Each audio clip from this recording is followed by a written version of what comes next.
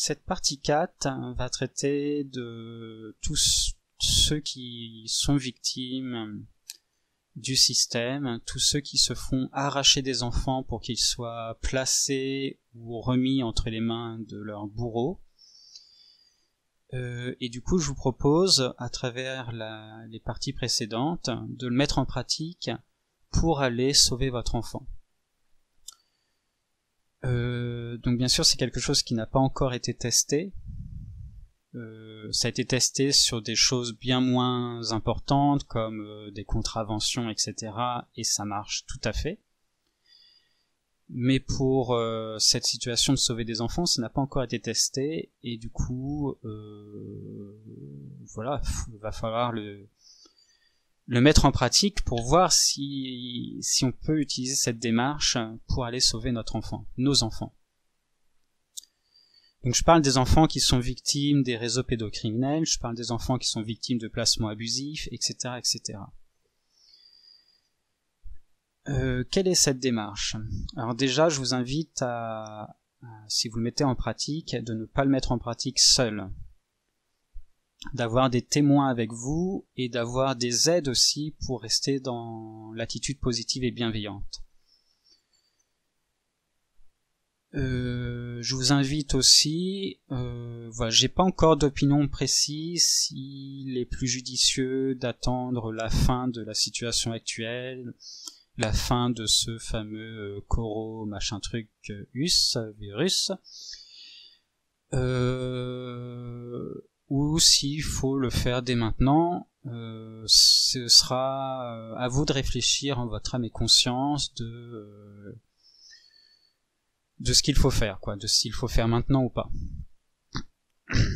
Parce que on peut aussi très bien se dire que en cette situation de crise, il y a bien plus intérêt à aller chercher son enfant maintenant parce que il va subir bien pire à travers cette situation.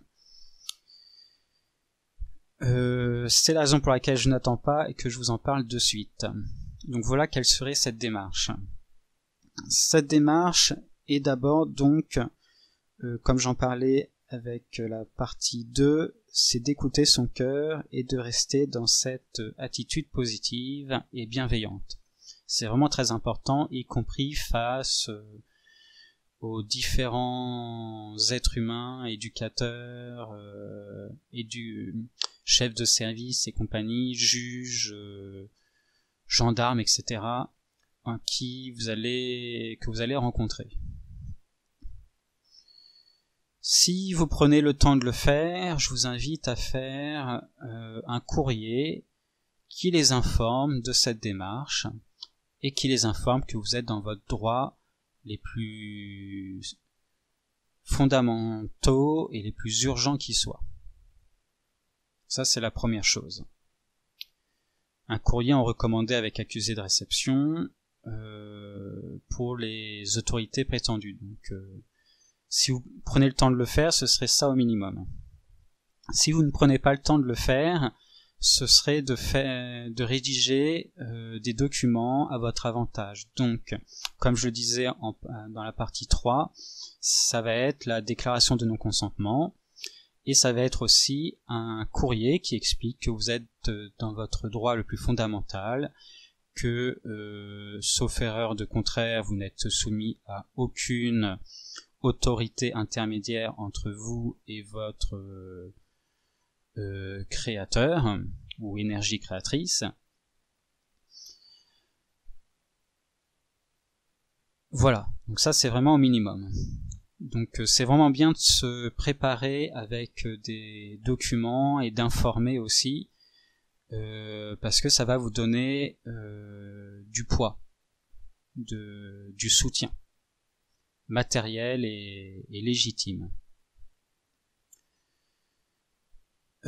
Si vous faites un courrier pour les informer de ce que vous allez faire, faites ce courrier comme un contrat qui les informe que jusqu'à maintenant, eh bien, ils n'ont jamais apporté de preuves qu'ils avaient autorité et qu'ils prenaient soin de votre enfant.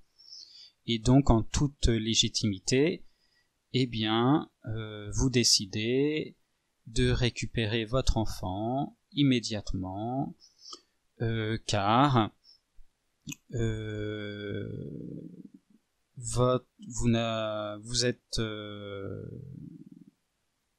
vous agissez en tant que parent bienveillant et qu'il n'a jamais été prouvé que ce n'était pas le cas.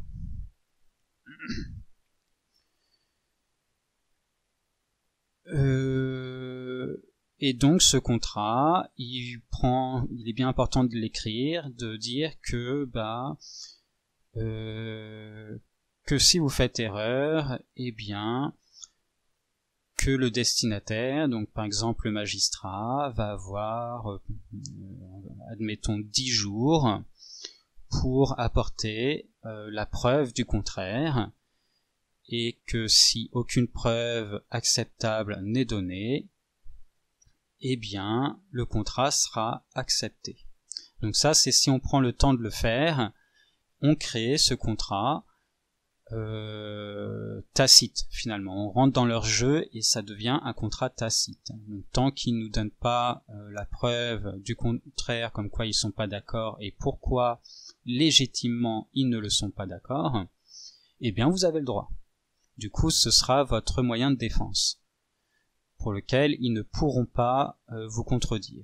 Si vous ne prenez pas le temps de le faire, eh bien, ce sera peut-être un peu plus difficile de se faire entendre, mais tout à fait possible avec cette déclaration de non-consentement et en faisant appel à vos droits les plus légitimes qui soient, c'est-à-dire de prendre soin de votre enfant mineur.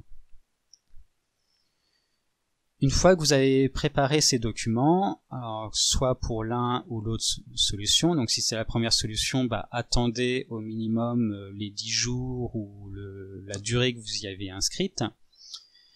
Mais une fois que vous êtes prêt, bien c'est parti, il faut aller là où est votre enfant actuellement et passer à l'action.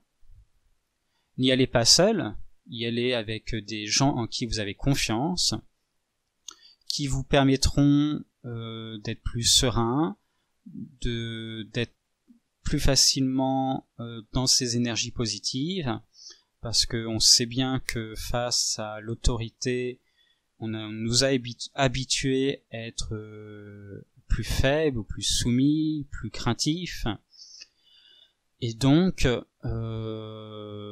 potentiellement énervés ou en colère, etc.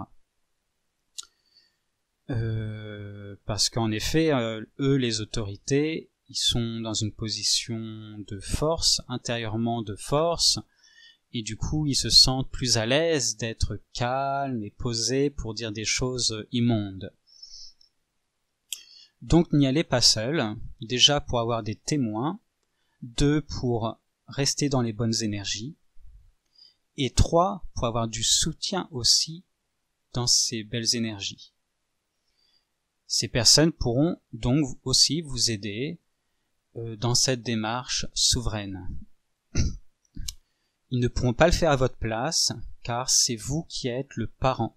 Et en tant que parent, c'est vous qui êtes le mieux placé, légitimement, pour protéger votre enfant. Donc allez-y et testez.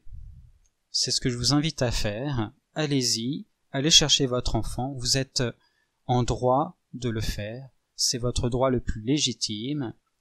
Et à travers les différents audios que je viens de faire, j'espère que vous comprenez pourquoi vous en avez le droit et que les lois écrites ne peuvent pas vous y soumettre.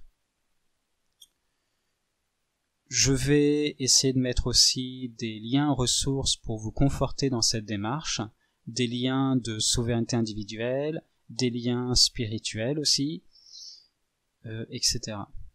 Mais voilà. Bien sûr, il faut être sûr de soi. Si vous n'êtes pas sûr de vous, si vous n'êtes pas sûr que la loi ne vous concerne pas, si vous n'êtes pas sûr que il n'y a aucune autorité entre vous et votre créateur ou votre énergie créatrice. Si vous n'êtes pas sûr de ceci, cela, eh bien patientez et je vous conseille de vous forger un peu plus votre opinion sur ça et d'écouter un peu plus d'audio sur la souveraineté individuelle, sur la spiritualité, etc. pour bien comprendre cette démarche.